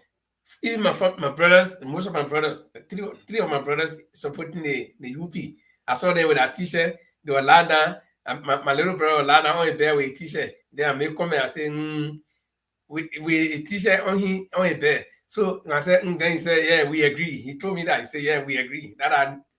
So, but then when he asked them, why are you supporting GMB? They say, nobody know coming, so that I'm not GMB, everybody knows, so we got to support him. You see it? They're not thinking about what the Unity Party got to offer them, what GMB got to offer, nothing. All they know, everybody's supporting, so they're supporting. So I told them, I said, oh, listen, for you, I don't worry about you because you are grown up and you decided to make your decision. But here you get 3 small babies. They are not part of that decision you're making. It will affect them. And you will come back to cry. They say, oh, that one I will reach there, that future time I will reach there will cry. I said, okay, very good. Yeah, you'll be surprised to note that some people be in that queue of election on October 10, that they don't know who to vote for. They be asking, "Man, who are you voting for?" Yeah. Why? Oh no, man, I won't vote for that man. No, you okay? I'll change my mind. That's how it happened because you don't know what I told you from the start that some people right in a ballot box, I mean in a booth, when they enter, they will get confused. They say, I'm walking behind the we have me all the time. In fact, I'm going for Cummings or I'm going for TMD. They'll do it right there. And you can't do nothing about it. And when they win, when Cummings or Joey or somebody win like that, then because of the crowd of last week for Unity Party, Johnson will say that they win the election, so you go take arms. Then take arms. If you say no, they're not playing fun. No. Listen, my brother. If a mother says, if a child says a mother will not sleep, you will not sleep as well. So then you take arm and get ready. Liberians are not sleeping. Then you come with your arms. If you got arms, you know how to play. And he know arms. Why he came for refuge in Nigeria? If he's treating, he's a strong man. Sometimes they say something like, "You want to," I don't know, he want to threaten people. Johnson is not something I will worry about. But what he's saying now is also something like people should take notice of. Because if you're a strong man, you should come back to Liberia. You should stay there to the end of the war. Why he left? Okay, our time is almost up. I want us to be a little bit critical here. So a hypothetical question I want to ask. Now, there are a few things I've been thinking about. The three full runners in the election of President. We have the incumbent, then the Unity Party, former part and ruling party, and the CPP, which is strong, upcoming. Now, let's pair them. If as far as I'm listening to Sedition, they are saying that the major contender that they're looking at, that they don't want to come to power, is the Unity Party. So they are saying that if the elections go between they and Unity Party, they will win. Then they are also somebody are also saying that no, if the race goes between UP and CPP, all Sedition will vote for CPP. So look at the arithmetic here. Do you think it's possible that if the election go between CDC and Unity Party, that CPP or ANCP will vote for UP or the CDC? Is it possible? Yeah, it's hard. You know, if everybody got their own way of looking at things. But generally, what I'm telling you right now is like, if you look at it from the point, I'm giving personal view. This is not party decisions. We are talking from our own personal perspective. They know Unity Party, CDC knows very well that if Unity Party comes to power, they come to revenge. They know their record. They are very vengeful right now. They come to revenge. So they want somebody to back their ass, to protect their backs. So the only one they can lay in bed with today will be CPP. So they prefer to give their turn, their support to CPP than a Unity Party, because Unity Party will go after them. I mean, not after them in terms of walk around code. Now that I'm talking about personally go after them like a personal vendetta. You know what I mean? Go after them like. They are saying it. They are not hiding it. We are saying it. Yeah, Unity Party, they were in power for 12 years. JMB has a group of people that are behind. They didn't have the opportunity to steal. They had the opportunity to revenge. Because when Ellen was leaving, she left with a group, and some of her group got job into CDC government. Some of the people that Ellen favorites got job in CDC government. So what happened? That those are the guys against the Unity Party that are in power right now, because Ellen left the party. So when they're coming back, they are very, very vengeful right now. They're coming back to fight back. Because the two leadership, now we says here, George Weah has a record of failure and stuff like that. We can mark his scorecard. 12 years, we can mark the old man's scorecard. The only person that does not have a scorecard that got blank sheet is CPP. So CPP is a boy that can get support. So CDC will prefer to give the support to his CPP for the fact that if you look at all the campaigns, despite all what is happening, you would not see. We had an interview with Paul yesterday. He was in Liberia. When they said CPP were going around campaigning the same time CDC campaigning, they will not have any hostile meeting, any good honor, any confrontation. But when they come, when they're doing the CPP having their campaigns, rally going to house to house, knocking doors, when they come across unity parties, always friction. But with CDC, they can work together, drink tea, do not bottle beer, bottle together, move out. So you see the camaraderie right there. So what we are saying here, are we trying to put through here? It's looking at good relation between CDC and CPP than Unity Party and CPP. So the old man stand alone with a party. You know what makes it worst? You know what? This the whole case worse is they bring Johnson with Jeremiah Coon, made the case so bad. Mm-hmm. That's where the worst case scenario is. That's the situation got bad for people. Whether consider if Yombly other guys were on the ticket, there will be a lot of kind of understanding. But because that the whole split, there's a lot of things in the house within Unity Party you won't know right now. When Yombly was not taken as the vice president to come together with Costa, with the threw down on the bus. They are holding up because the parties are saying they are telling them don't come out right now. There are a lot of bitter things, don't come out with it. So honestly speaking, it's good. There's a camaraderie between CDC and CPP than that of CPP. Unity Party and Unity Party. Unity Party stands alone. Probably the only party they can work with right now would be Harry Monibus Party, because that will come from if he can pull the crowd, the support. But Tiawa stands alone. Probably he will lay on the side of probably. I don't know where he stands, but Tiawa seems to be a lone gunner right now, a loner who stands on his own. Because he seems to pull. You may be having you'll make a case too during the elections. Yeah, I don't think Tiawa will want to cut short his political ambition by joining somebody with the ruling party. Then the next election, he want to run for him to go break away again and start re-establishing. I don't think he wants to do that. Tiawa would prefer to go on your own, win and fail, instead of going to align with a group that the team will be a failure. He wants to have a clean record. That's the kind of man he is.